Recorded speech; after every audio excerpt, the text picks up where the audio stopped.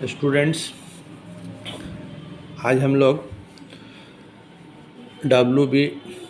It's की कविता second coming को समझने की कोशिश करेंगे।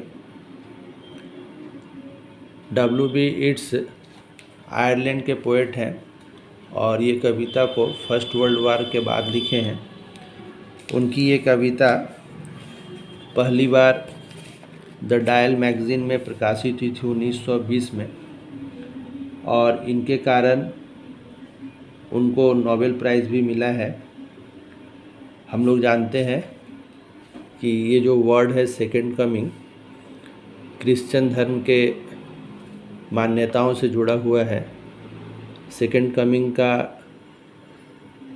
क्रिश्चियन धर्म में एक मान्यता है कि जीसस क्राइस्ट दोबारा जन्म लेंगे। फर्स्ट वर्ल्ड वार के बाद इस पोएम का बैकग्राउंड है फर्स्ट वर्ल्ड वार और उसके बाद आयरलैंड में होम वार था। तो चारों बगल लड़ाई चल रही थी, रक्तपात हो रहा था और ऐसे समय में ये कविता लिखी गई है। कविता स्टार्ट कर रहा हूँ। Turning and turning in the widening गायर। चक्कर काट रहा है। वाइड क्रिकेट में तुम लोग पढ़े हो, वाइड बॉल मतलब जो जिसकी लेंथ विस्तार ज़्यादा हो जाता है। गायर स्पाइरल यानी सिलेंड्रिकल या गोलाकार पथ में कोई चक्कर और ज़्यादा काट रहा है। The falcon can not hear the falconer. ये लाइन समझने की कोशिश करो। फैल्कन बाज जो है, फैल्कनर बाज के मालिक की बात को नहीं सुन पाता है। मतलब बाज जब तक छोटा पथ पे चक्कर लगाता था तब तक वह अपने मालिक की बात सुनता था, लेकिन जैसे वह चक्कर बड़ा कर रहा है अब वह अपने मालिक की बात को नहीं सुन रहा है। इसको एलेगोरिकल भी कहते हैं। इस फैल्कन यहाँ रिप्रेजेंट कर रहा है मैन को और फैल्कनर जीसस क्राइस्ट को। मनुष्य जैसे जैसे उन्नति कर रहा है, अपना एरिया बढ़ा रहा है, अपने मालिक यानी गॉड या जीसस क्राइस्ट की बात को नहीं सुन पाता है। और जब चक्कर बड़ा होता है तो क्या हो रहा है? Things fall apart. सभी चीज़ें बिखर रही है। The centre can not hold. और सेंटर, केंद्र मतलब जो मालिक है वह मनुष्यों को अब होल्ड करके पकड़ करके नहीं रख सकता। मनुष्य अपने मन से काम कर रहा है, नेचुरल लॉ बिखर रहा है। तो ऐसे करने से क्या हो रहा है? Mere anarchy is loosed upon the world. केवल दुनिया में एनार्की जो है, अराजकता छाई हुई है। The blood dimmed tide is लूज्ड।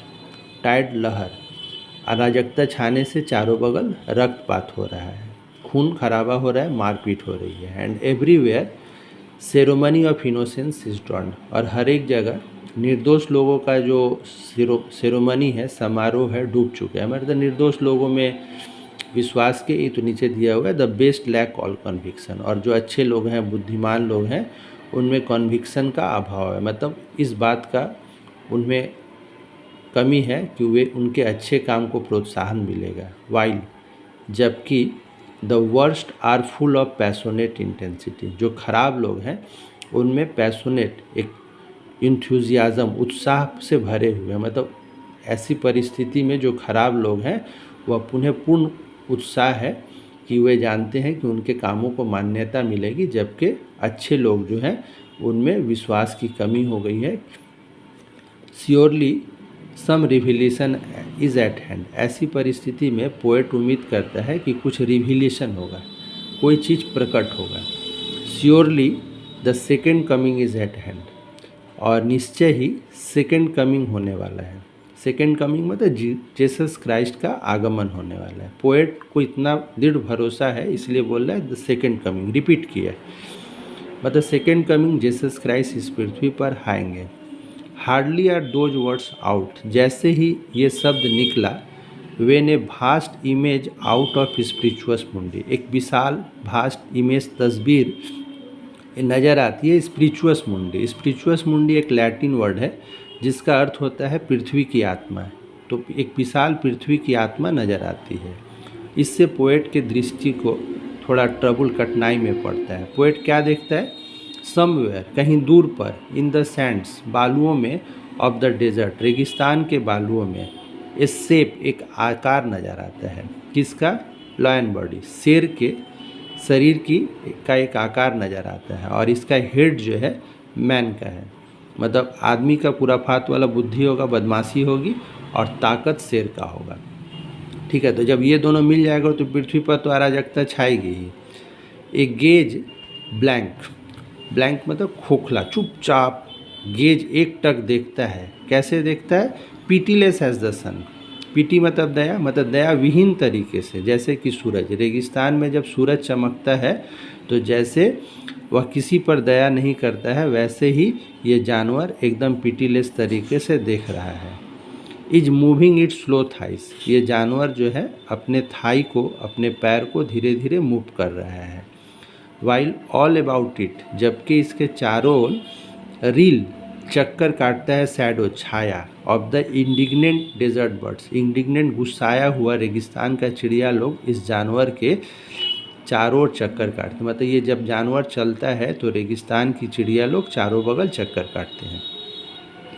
और जब ये इस आकार को देखता है, इस स्पिरिचुअस मुंडी को देखता है, तो क्या हो रहा है कि the darkness drops again. Poet के मन में फिर से एक बार अंधकार छा जाता है। क्यों?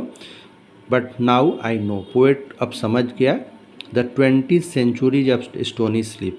अभी तक जो 2000 साल से स्टोनी स्लीप, चुपचाप पत्थर के समान पृथ्वी सोई थी, we are vexed to nightmare by the rocking cradle.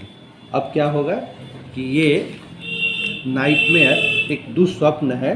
Rocking cradle का अर्थ है कि एक विशाल राक्षसी जो जानवर था वह अब जीसस क्राइस्ट के जगह वह आ गया। अब क्या होगा?